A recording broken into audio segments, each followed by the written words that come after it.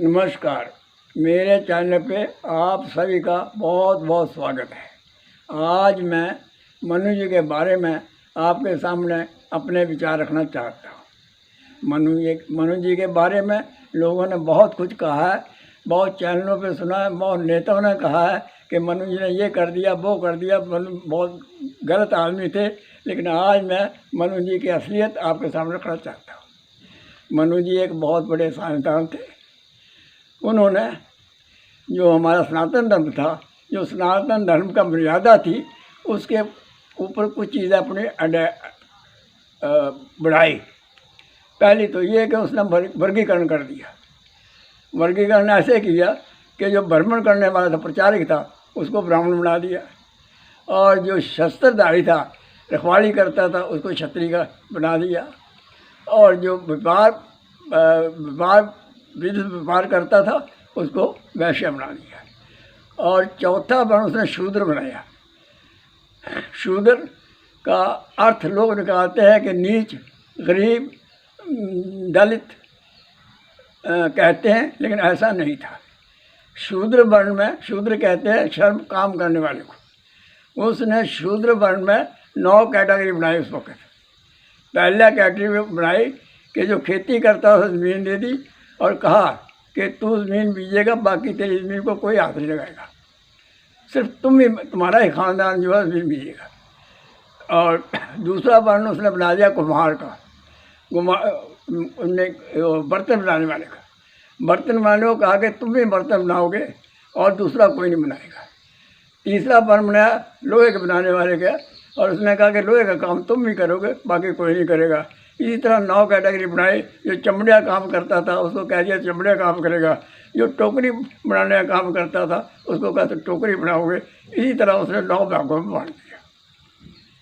9 में बांटने के बाद हुआ क्या कि जब ये वर्गीकरण हो गया इसका, तो लोगों ने आगे क्या हुआ कि लोग अपने ही वर्ग के अंदर रिश्ते करने लगे, इसलिए कि वो ये जान के कि जो काम मैं कर रहा हूँ, जिस घर से लड़की आएगी वो मुझे उसे सिखाना नहीं पड़ेगा, वो वहाँ से सीख के आएगी।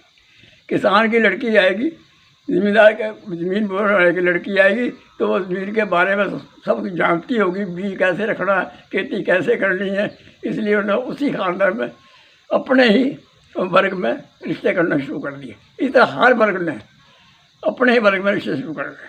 अब आगे जाति है। जाति कैसे बनी? जो प्रचारक था, ब्राह्मण करता, उसे ब्राह्मण करना शुरू कर दिया लोगों ने।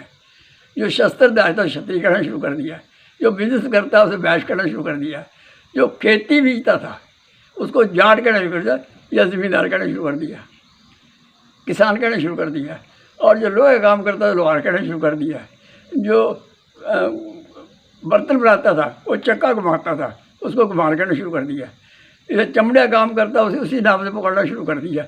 और जब ये सब कुछ हो गया तो उन्हीं जातियों में आपस में रिश्ते होने लगे। और ये काम कब तक रहा? द्वापर में रहा, सतयुग में रहा, त्रेता में रहा, द्वापर में रहा, और कलयुग काल में भी रहा। 100 साल पहले हिंदुस्तान में मुसलमान है। उस वक्त तो हमारा सिस्टम बहुत अच्छा था। हिंदुस्तान में राम राज था, किसी कोई दुखी नहीं था, हर हाथ में काम था, हर आदमी को पेट में रोटी थी, और बहुत ही शांति से देश अपना गुजारा कर रहा था।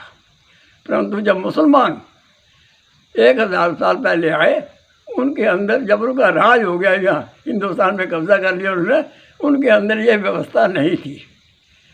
उनका हर आदमी हर काम को करता था। तो सबसे पहले तो उन्होंने चमड़े का काम छीना। जब काम छिन जाता है तो आदमी गरीब हो जाता है। जब काम ना हो तो गरीबी आ जाती है। तो इनका काम नहीं, ये बेचारे गरीब होते चले गए। इसी तरह जुलाह का काम छीन लिया, कपड़े बुनने वाला काम छीन लिया। इसी तरह लोहार का काम छीन लिया, तलवारें बनती थी, वो मुसलमानों ने बनाना शुरू कर दी। इस तरह जितने काम थे हमारे, ये 9 कैटेगरी के, ये सारे ही मुसलमानों ने छीन लिए। इनके पास बहुत कम रह गए, और इनमें गरीबी आती है। गरीबी में होती है गंदगी। गरीब जब हो जाता है, गंदगी फैलती है, और गंदगी से आदमी नफरत करता है। और इसी वजह से ये छूत पैदा हो गई, और छूत बढ़ती गई, क्योंकि गंदगी से हर एक आदमी नफरत करता है। तो इसी वजह से ये गरीबी आई। इनको किसी ने गुलाम नहीं बनाया और मनुज ने को गलत नहीं किया। ये जो हुआ ये इसी वजह से वो गरीब होते गए। आज हमें दोष दिया जाता है कि सवर्णों ने इनको दबा के रखा। स्वर्ण कहते किसे है? स्वर्ण का अर्थ क्या है? स्वर्ण का मतलब ये है कि सुच्चे थे वो जंजूधारी जनेऊधारी थे और जनेऊ की एक वो है नेम है और उसके मुताबिक वो सुच्चापन था, स्वच्छ थे वो, इसीलिए वो दूसरे से करते छूत करते थे। तो और ये दो ही कौमों का था, बाकी नहीं था। जनेऊ जो है या ब्राह्मण पहन सकता था या क्षत्रिय पहन सकता था, क्योंकि ये क्षत्रिय काम नहीं करता था, ब्राह्मण काम नहीं करता था, इसलिए वो स्वच्छ रहते थे, सुच्चे रहते थे।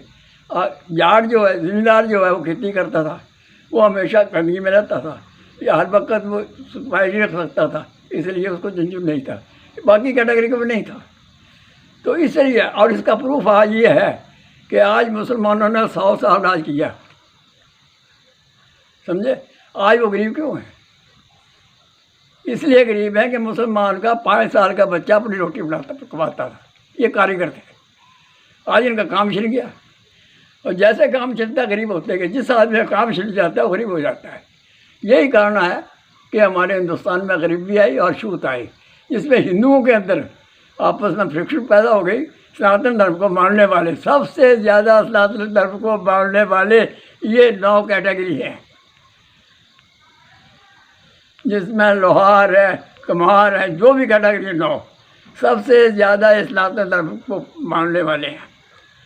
वैसे भी मैंने पहले भी कहा था कि हमारे हिंदुस्तान की अपनी संस्कृति है। हिंदुस्तान में पहले बताया आपको कि आप नाने तक रिश्ता रखते हैं और नाने तक रिश्ता रखते हैं, और किसी देश के अंदर ऐसा सिस्टम नहीं है कि जो नाने तक रिश्ता रखे।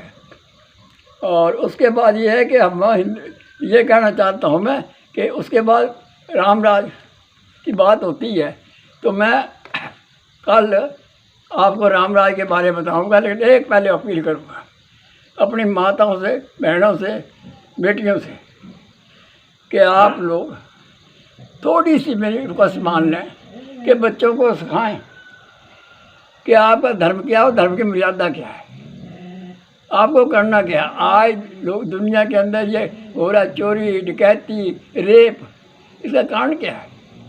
कारण ये है कि हम अपनी संस्कृति भूल गए, अपने धर्म की मर्यादा को भूल गए हैं और धर्म का प्रचार नहीं हो रहा है।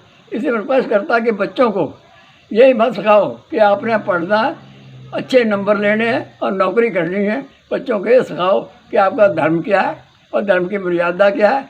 सबसे पहली मर्यादा है गाँव के अंदर ये सिखाओ, जो पहले था, सदियों तक था, कि गांव की बेटी सबकी बेटी, चाहे वो मुदासी है, बंगाली है, सिख है, ईसाई है, कोई भी है, गांव की बेटी या मोहल्ले की बेटी सबकी बेटी, और मोहल्ले का लड़का सबका भाई। नंबर 2, जो मोहल्ले की औरत है वो सब, जिसकी औरत है उसकी दूसरा कोई नजर भर के ना देखे, एक दूसरे की इज्जत और मान रखे, तो कभी ये ना रेप हो सकता, ना चोरी हो सकती है, ना ये डकैती हो सकती है। इसलिए हम अपने धर्म को भूल गए हैं। सबसे पहले, सबसे दुनिया में पहला धर्म है सनातन धर्म है। सबसे अच्छा धर्म जो है वो सनातन धर्म है, इससे अच्छा कोई धर्म नहीं। तो इस बारे में बाकी अब बात आती है कि इसमें ये पूजा, बाकी चीज़ें जो आई धर्म के अंदर कैसे आई, ये कल, और राम को मर्यादा पुरुषोत्तम राम क्यों कहते हैं ये मैं कल बताऊँगा। धन्यवाद।